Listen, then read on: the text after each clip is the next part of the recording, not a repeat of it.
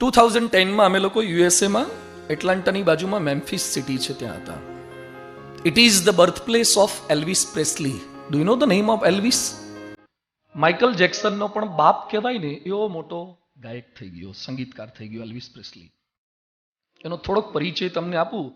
બધાને એમ છે ને કે આપણે વિખ્યાત થવું છે, પ્રખ્યાત થવું છે, છાપામાં આપણા ફોટા આવે, લોકો ઓટોગ્રાફ આપણા માગે, લોકો કેટલી પ્રખ્યાતિ પામતા હોય છે. અમે મેમ્ફિસમાં એલ્વિસ પ્રેસ્લીના ત્યાં ગયા. એ તો મરી ગયો છે ઘણા વર્ષ પહેલા. એનું પ્રદર્શન ત્યાં જોવાની એન્ટ્રી ફી $45 હતી.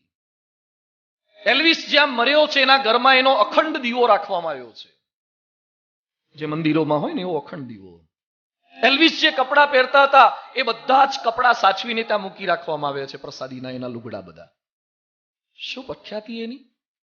એલ્વિસની અત્યાર સુધીમાં 75 કરોડ એલપી રેકોર્ડ્સ વેચાઈ હતી. કેટલી પ્રખ્યાતિ એલ્વિસની! અબજો રૂપિયા એ કમાતો. એલ્વિસ જે જમતા એની કુક બુક બહાર પડી છે. મંડેમાં સ્પગેટી, ટ્યુઝડેમાં એન્ચિલાડા, વેનેસડેમાં લઝાનિયા, થર્સડેમાં પિઝા. આ બધી અલગ અલગ આઈટમ એલ્વિસ જે જમતા એવી કુક બુક ત્યાં વેચાય છે. લોકો ઘરે લઈ જઈને જમે ને પછી એમ માને કે એલ્વિસ જે જમતા એવું આજે મંગળવારે આપણે જમ્યા. એલ્વિસની નંબર પ્લેટ, એલ્વિસની જે ગાડીની નંબર પ્લેટ હતી એ નંબર પ્લેટની કોપી કરી અને ત્યાં વેચાય છે. લોકો સોવિનિયર આઇટમ તરીકેના ઘરમાં સાચવી રાખે કે એલ્વિસની નંબર પ્લેટ છે. એલ્વિસનું ડ્રાઇવિંગ લાયસન્સ એની કોપી કરી હજારો કોપીઓ રોજ વેચાય છે. લોકો સાચવે કે એલ્વિસનું લાયસન્સ. આપણું લાયસન્સ પોલીસ સિવાય લે કોણ?